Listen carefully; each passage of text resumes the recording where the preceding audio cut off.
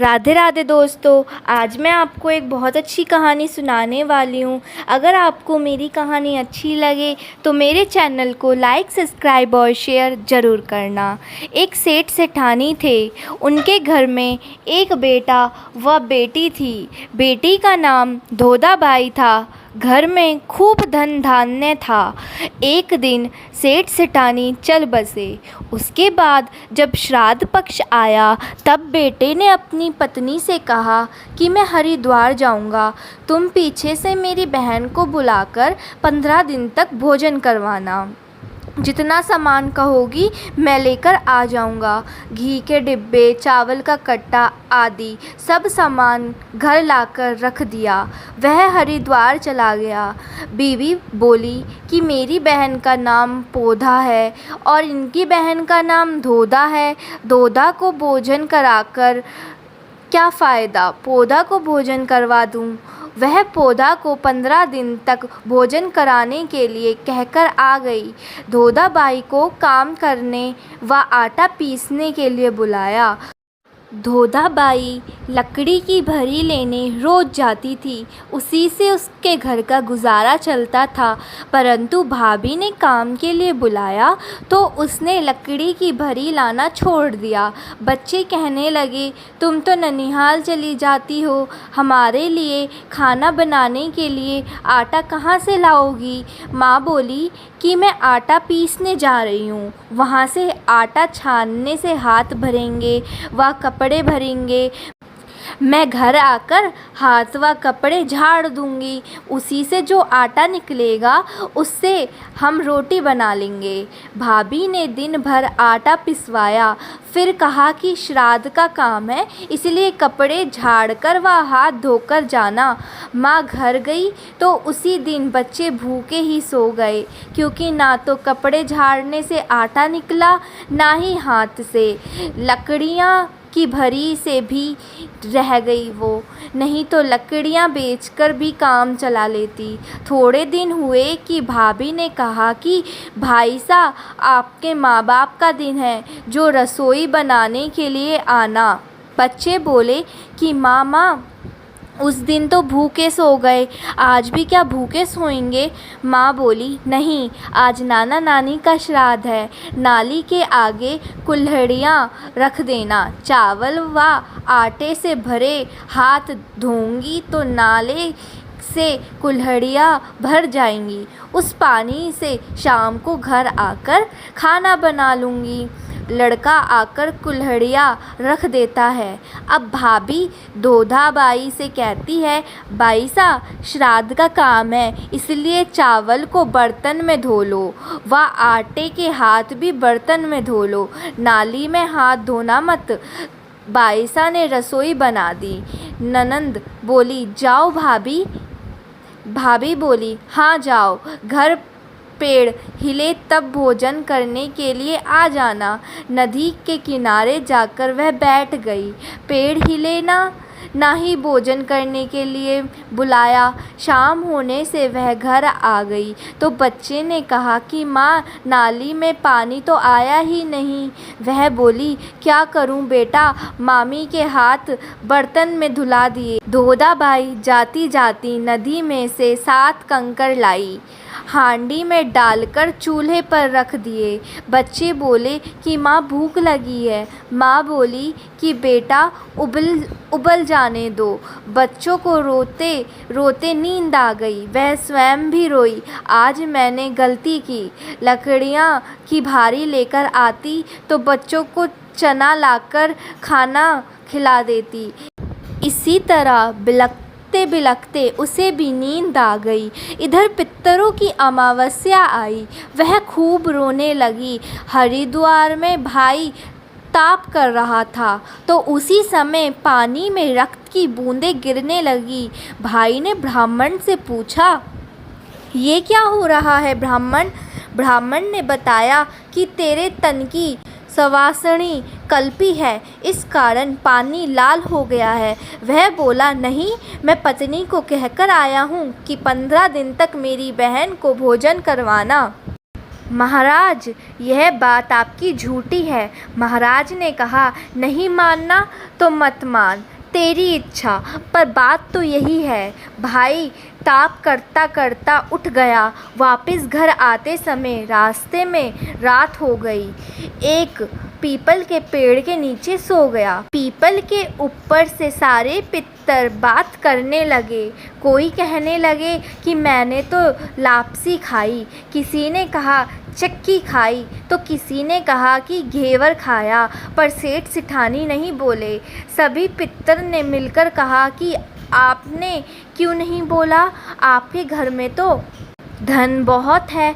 तब सेठ सिठानी ने कहा कि धन तो बहुत है, परंतु मेरी संवासिनी ने भोजन नहीं किया, इस कारण हमको कुछ भी हाथ नहीं मिला। वह भाई नीचे सोता हुआ सुनता रहा। सारे पितर बोले कि हम सब मिलकर आपकी बेटी के यहाँ धन करने चलते हैं। हाथ में एक मुसल, एक चिट्ठियाँ लेकर सभी पितर दोताबाई के घर चल दिए। चलते चलते बोलते जाते हैं कि खेम कुशल, हाथ में मुसल।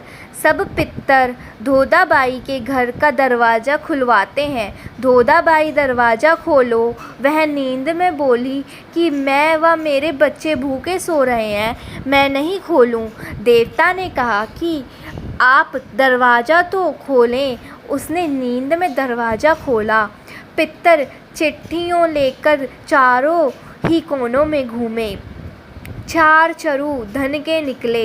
एक चिट्ठियों उसके दिए और कहा कि सुबह नहा धोकर चौका बर्तन करके यह चिट्ठियाँ कढ़ाई में घुमा देना, तेरा मनपसंद का भोजन बन जाएगा। तुम और तेरे बच्चे भोजन करना। पितरों ने कहा कि तुम कल अपने घर में नाना पढ़वा कर और तुम ब्राह्मणों को भोजन करवाना, तेरा आनंद ही आनंद हो जाएगा। सुबह दिन उगते ही वह उठी। 4 ही कोनों में 4 चरूर धन के भरे पड़े थे। फिर उसने नहा धोकर चौका बर्तन किया, कढ़ाई में चिट्ठियाँ घुमाईं तो 36 प्रकार के भोजन बन गए। फिर स्वयं व बच्चों को भोजन किया और मन में सोचा कि पितर ने कहा था कि नाना श्राद्ध करना, नाना श्राद्ध में पीहर वालों को भोजन करवाना ज़रूरी होता है। फिर वह भाई भाभी को भोजन कराने का कहने गई। उधर से उसका भाई भी घर पहुंच गया। धोदाबाई ने भाभी से कहा कि मैं नान श्राद्ध करा रही हूँ, जो मेरे घर आप भोजन करने के लिए आना। भाभी ने कहा कि हाँ ज़रूर आएंगे, लेकिन मैं अकेली नहीं हूँ, मेरे तो बहुत बड़ा परिवार है। भाईजा ने कहा कि सभी को लेकर आप ज़रूर आना। नान श्राद्ध के दिन भाभी ने सभी से कहा कि चलो खाना खाने चलो। कल तो वह भूख से मर रही थी, लेकिन आज सभी को खाने के लिए न्योत दे रही है। भोजन नहीं कराएगी तो मेला देखकर तो आएंगे। धोदाबाई को पितरों ने कहा, जैसे तैसे चिट्ठियों को घुमा दिया, जिससे खूब सारा भोजन बन गया। भाभी के परिवार ने खूब भोजन किया और खूब मौज मस्ती व भोजन करके घर गए। धोदाबाई तो घर की साफ सफाई कर खा पी कर सो गई। दूसरे दिन भाभी के घर से बुलावा आया, भाईसा आप सभी खाना खाने के लिए आना। धोदाबाई बच्चों को समझाकर ले गई। ननिहाल में भोजन नहीं करना, जेब से मेवा निकाल कर खाना। भाईसा खाना खाने के लिए गई। भाभी ने बाजोट बिछाया, गद्दी बिछाई, थाली में अच्छा अच्छा भोजन परोसा। भाईसा ने कहा कि एक थाली और लाओ। भाभी बोली कि ज़्यादा खाना नहीं परोसा है, इसमें से क्या निकालोगी। भाईसा आप तो भोजन करो।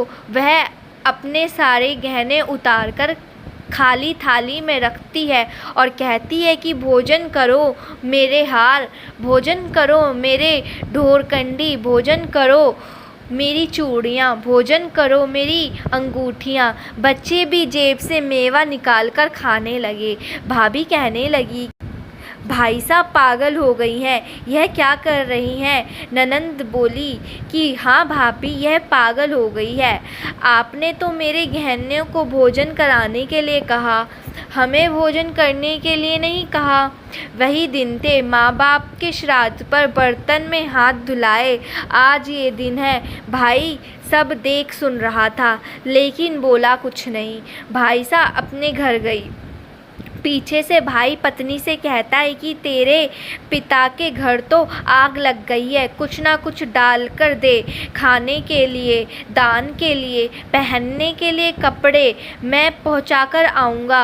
वह बोली गाड़ी लाओ, उसमें सामान भरवा देती हूँ। गेहूँ के बोरे, घी के बोरे, गुड़ की बेलियाँ व कपड़े रख दिए। एक हीरो की कुल्हड़ियाँ भी भरकर अपने बेटों को दिया कि नाना जी को लेकर जाकर देना और किसी को मत देना। गाड़ी लेकर भाई दोदा भाई के घर पहुंच गया। रास्ते में बेटे ने कहा कि पिताजी, ये तो दोदा बुआ का घर है, ननिहाल नहीं आए। भाई कहता है कि बहन मुझे प्यास लगी है, दरवाज़ा खोल। बहन ने दरवाज़ा खोला। भाई गाड़ी में भरा हुआ सामान बहन के घर खाली कर देता है। घी गुड़ के डिब्बे रख दिए, रुपए पैसे के कुल्हड़ बेटे से छीनकर बहन को दे दिए और बीती बातों के लिए क्षमा मांगी। बेटा भागता हुआ माँ के पास गया, बोला मामा, पिताजी ने तो गाड़ी बुआ के यहाँ पर रखी थी, हम ननिहाल नहीं गए, वह तो दोदा बुआ के घर लेकर गए। यह सुनकर भाभी घर में झाड़ू निकालती हुई छाती कूटने लगी। गेहूं की गड़ी, घोग की छाती में दम, घी का गड़ा, दोदा की छाती में दम, गुड़ की बेली, दोदा की छाती में दम। दोदा के भाई ने देखा पर परवाह ना की। कुछ दिन बीतने के बाद एक दिन अपने पति से कहती है कि मेरी आंखों में दर्द है, इसलिए आपकी बहन बनाज को लेकर आओ, सफ़ेद ओढ़ कर लाओ, सिर मुंडवा कर लाओ, हाथ पैर का गड्ढे पर बैठा कर लाओ, यह मैं देखूंगी, तब मेरी आंखें ठीक होंगी। भाई भी कम नहीं था, वह ससुराल जाकर उदास होकर बैठ गया। वह सभी पूछने लगे कि आज कंवर साहब ऐसे क्यों उदास हैं। जब वह कहता है आपकी बेटी की आंखों में दर्द हो रहा है, उसने कहा है कि मेरे भाई व पिता को काला हाथ पैर करके, सिर मुंडवा के, सफ़ेद कपड़े ओढ़ाकर, गधे पर बैठाकर गाजे बाजे के साथ लाओ। जब आपकी बेटी की आंखें ठीक होंगी। वह सभी तैयार होकर गधे के ऊपर बैठकर गाजे बाजे से रवाना हो गए। गाजे बाजे की आवाज़ सुनकर वह जल्दी से उठकर बाहर देखने आई तो भाई बोला, देख बंदा की चोरी, अम्मा तेरी के मेरी। यह देखकर वह बहुत दुखी हुई, पर वह चुप नहीं रही। फिर एक दिन उसने कहा कि मेरी सखी सहेली का व्रत है, इसलिए आप मुझे जंगल से एक डाली लाकर दो। वह डाली लाया तो डाली को चौक में लगाकर पूजा की। फिर बोली, मैं आपको पूछती हूँ, सका सहेली आप मर जाओ, सासू दोए नंदोली। यह देखकर भाई ने कहा, तेरी तरह मेरी भी ऊब खटाल का व्रत है। वह दिन भर भूखा रहा, फिर जंगल में से एक डाली लाया और उसी तरह चौक में लगाकर कि मैं आपको पूछता हूँ, ऊब उठाल मरना ससुर दोए सलाह। उसकी पत्नी बोली, आप मेरे बाप भाई को क्यों मार रहे हो। तब वह गुस्से से लकड़ी लेकर चोटी पकड़कर बोला, तुम कहती हो कि मेरी बहन को 15 दिन तक श्राद्ध में भोजन करवाया, तुम इतनी झूठी क्यों हो। मैं सब जानता हूँ। जब मैं वहाँ तप कर रहा था तब पानी में रक्त की बूंदें गिरने लगी। तुमने ऐसा काम क्यों किया। मेरे सारे पितृ भूखे ही रह गए। फिर उसने पाँव पकड़कर माफ़ी मांगी और बोली, अब ऐसी गलती कभी नहीं करूँगी। धन्यवाद दोस्तों।